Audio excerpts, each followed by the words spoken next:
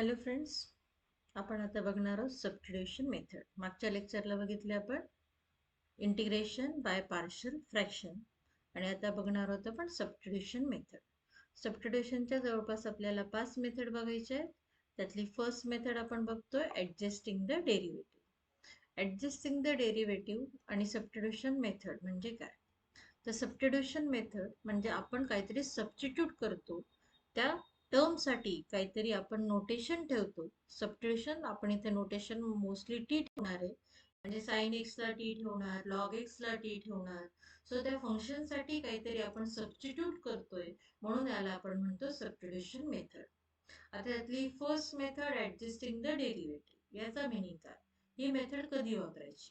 जेव्हाही तुम्हाला क्वेश्चनमध्ये दिसेल की साइन एक्सचा डेरिव्हेटिव्ह आहे कॉस एक्स न्यूमरेटरला, टॅन एक्सचा डेरिव्हेटिव्ह आहे सेक्स स्क्वेअर एक्स न्यूमरेटरला, किंवा लॉग एक्सचा डेरिव्हेटिव्ह आहे 1/x, टॅन इनवर्सचा डेरिव्हेटिव्ह आहे 1/1 + x², sign इनवर्सचा derivative 1/√1 - x².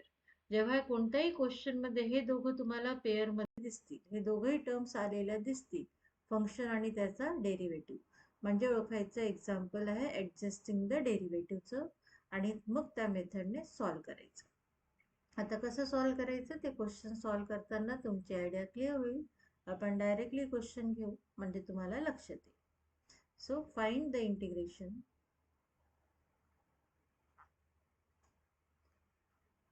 cos x divided by 1 plus sin x in bracket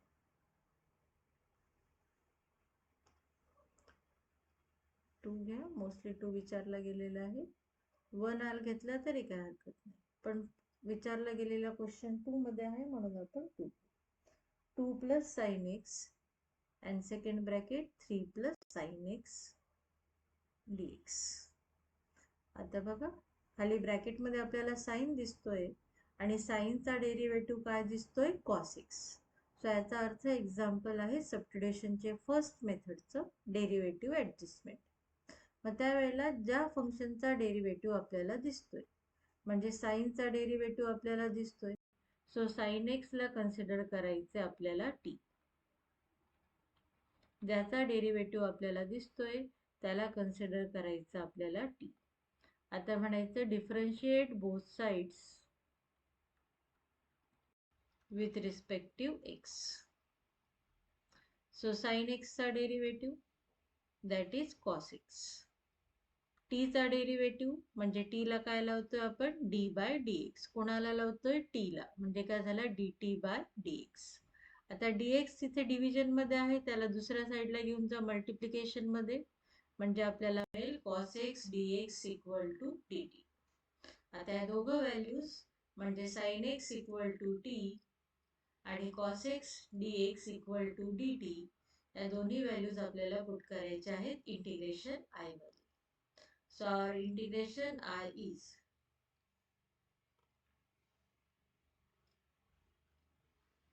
cos x dx. cos x dx साठी आपल्याला value मिळालेली आहे dt. So dt divided by, आता खाली ब्रॅकेट मध्ये दिसते आपल्याला 2 plus sin x. So 2 plus t, sin x ला ठेवला आपण t. दुसरा ब्रॅकेट आहे 3 plus sin x. So sin x ला ठेवायचं आहे t, 3 plus t.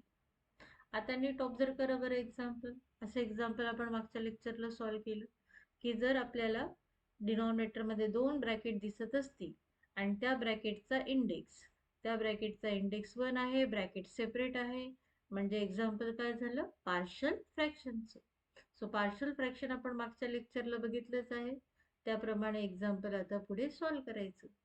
Partial फ्रॅक्शनच्या example मध्ये काय करतो आपण, इंटिग्रेशनच्या आतमध्ये जी टर्म आहे, म्हणजे आता इथे आहे 1 divided by 2 plus t 3 plus t, त्याचे काढतो आपण partial fractions. So a upon first bracket 2 plus t plus b upon second bracket that is 3 plus t. त्याला म्हणतो आपण इक्वेशन नंबर 1. क्रॉस मल्टिप्लाय करतो, सो इथे आपल्याला मिळेल 1 equal to a into 3 plus t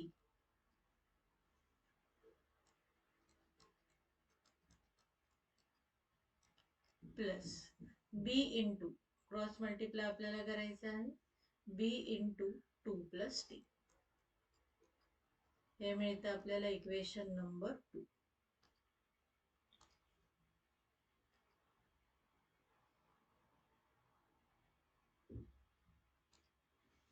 आता फर्स्ट डिनॉमिनेटर जो आहे 2 प्लस t त्याला कन्सिडर करायचं आपल्याला 0.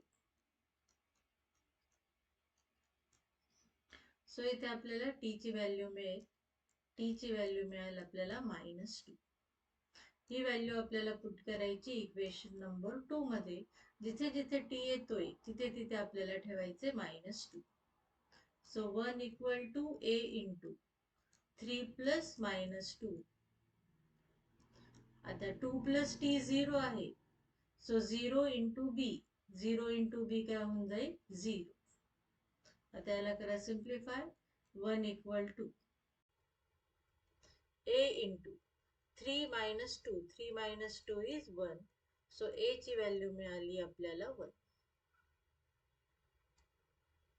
आता b च्या खालचा डिनॉमिनेटर जो आहे 3 प्लस t त्याला कन्सिडर करायचं आपल्याला 0. सेवेरून आपल्याला t ची व्हॅल्यू मिळेल +3 तिकडे जाईल काय होईल -3. ही व्हॅल्यू पुट करायची आपण इक्वेशन नंबर 2 मध्ये.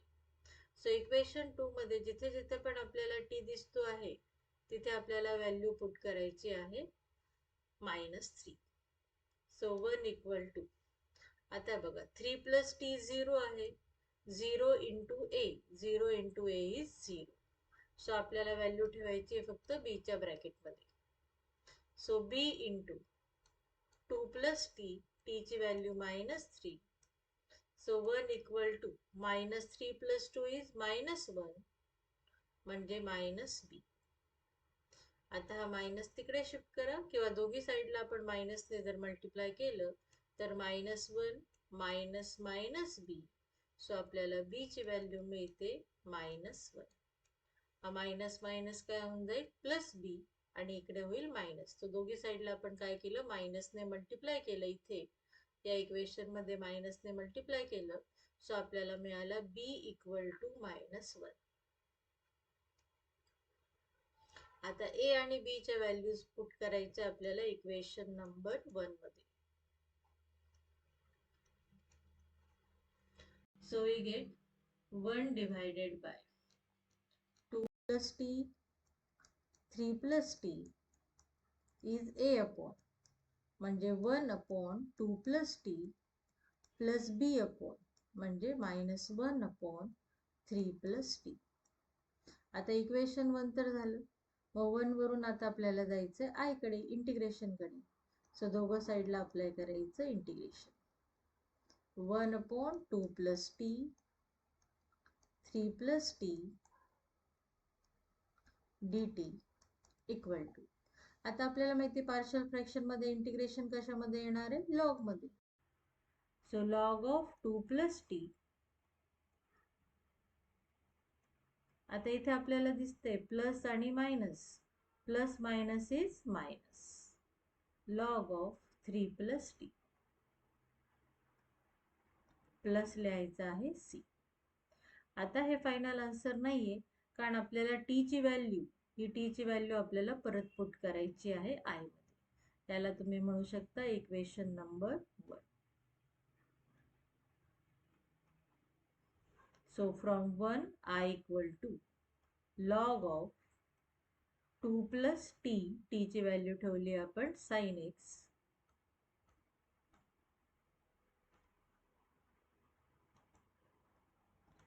minus log of 3 plus t, that is 3 plus sin x plus c. याला तुम्ही ॲज इट इज ठेवलं तरी चालेल किंवा तुम्ही इथं लॉगचा रूल वापरू शकता. log m minus log n, that is log m upon n. म्हणजेच त्याला तुम्ही असं लिहू शकता 2 लॉगचा सिंगल लॉग करायचा.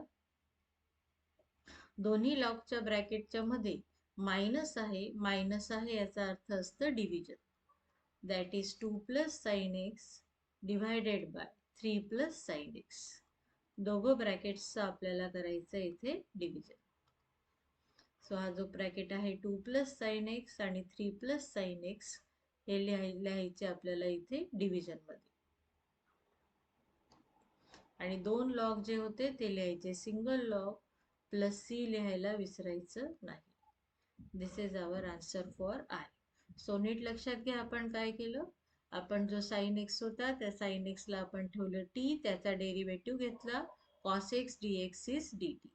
सो या ज्या व्हॅल्यूज आहेत टी आणि डी टी या व्हॅल्यूज आपण पुट केल्या आय मध्ये. सो जो आपला न्यूमरेटर होता कॉस एक्स डी एक्स तो न्यूमरेटर झाला आपला डी टी. आणि जी व्हॅल्यू होती आपली साइन एक्स त्या व्हॅल्यूसाठी आपण इथे पुट केलं टी. आता एक्झाम्पल आपलं पार्शियल फ्रॅक्शन मध्ये कन्वर्ट झालंय. सो इंटिग्रेशन आणि डी टी बाजूला काढलं आणि आपण त्याला लिहिलं इक्वेशन 1 मध्ये. म्हणजे ए अपॉन फर्स्ट ब्रॅकेट प्लस बी अपॉन सेकंड ब्रॅकेट या फॉर्मॅटमध्ये. आता इक्वेशन 1 वरून आपल्याला लिहायचं इक्वेशन 2. दोनच टर्म आहे सो डायरेक्टली तुम्ही क्रॉस मल्टिप्लाय करून लिहू शकता. सो तसं त्या प्रकारे आपण लिहिलं इक्वेशन नंबर 2. आता इक्वेशन 2 मध्ये फर्स्ट डिनॉमिनेटर जो होता आपला दॅट इज 2 प्लस टी त्याला आपण कन्सिडर केलं 0. त्यावरून आपल्याला टी मिळाली -2. ती व्हॅल्यू आपण पुट केली इक्वेशन नंबर 2 मध्ये. जिथे जिथे टी होता तिथे आपण पुट केला -2. So 3 - 2, 3 - 2 is 1. 1 into a, so we got value of a as 1. 2 plus T 0 आहे म्हणून b इंटू 0 आपल्याला 0 मिळाला, फक्त a राहिला. आता सिमिलरली आपल्याला कन्सिडर करायचं आहे सेकंड डिनॉमिनेटर. सेकंड डिनॉमिनेटर जो आपल्याला दिलेला आहे 3 प्लस टी त्याला आपल्याला कन्सिडर करायचं आहे 0. त्यावरून आपल्याला टी ची व्हॅल्यू मिळाली -3. तर इक्वेशन नंबर 2 मध्ये जिथे जिथे टी होता तिथे आपण ठेवला -3. आता 3 प्लस टी 0 म्हणून a इंटू 3 प्लस टी ती व्हॅल्यू आपली झाली 0. फक्त b ची व्हॅल्यू आपल्याला इथे मिळेल. सो याला सिम्प्लिफाय केल्यावर आपल्याला मिळाला b. आता हे जे a आणि b आहेत ते आपल्याला पुट करायचे इक्वेशन नंबर 1 मध्ये. सो इक्वेशन नंबर 1 मध्ये हे जिथे a आणि b होतं तिथे आता आपण व्हॅल्यूज पुट केली 1 आणि -1. a ची व्हॅल्यू 1 आणि b ची व्हॅल्यू -1. आता आय करायचं आहे. आय म्हणजे इंटिग्रेशन आहे ए आणि बी चं. So integrating on both the sides. So 1 बाजूला integration of log of 2 plus T plus minus is minus, integration is log of 3 plus T. आता टी ची जी व्हॅल्यू आहे ती पुट करून द्यायची. टी ची व्हॅल्यू साइन एक्स, परत टी ची व्हॅल्यू ठेवली आपण साइन एक्स. असंच ठेवलं तरी चालेल किंवा लॉगचा रूल आपण इथे वापरू शकतो. Log M minus log n, that is log of m upon n. So log of 2 plus sin x divided by 3 plus sin x या प्रकारे आपण log m upon n लिहिला plus c. So this is our final answer. So या प्रकारे तुम्हाला adjusting the derivative मध्ये partial fraction चे examples येतील. So आता आपण हा सोडवलं sin आणि cos चा. तसे example आपल्याला काय काय येऊ शकतात ते बघा. Similarly, you can solve the examples like sec square x divided by 2 plus tan x in bracket 3 plus tan x dx. आता इथे तुम्ही tan x ला म्हणणार t आणि tan x चा डेरिव्हेटिव्ह म्हणजे sec square x dx equal to होणार dt. तर हा क्वेश्चन तुमचा कन्वर्ट होईल dt divided by 2 plus t first bracket आणि 3 plus t सेकंड ब्रॅकेट. हेच आपलं आलेलं होतं मागच्या क्वेश्चन मध्ये. हे बघा 2 plus t आणि 3 plus t.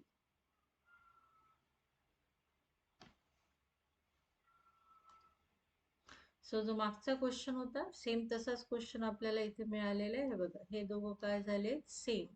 So as it is आपल्याला मिळाले, फक्त क्वेश्चन मध्ये इथे तो कॉस आणि आता इथे आला आपलं सेक स्क्वेअर सेम आहे. ॲज इट इज तुम्हाला हा क्वेश्चनचा आन्सर सेम मिळेल.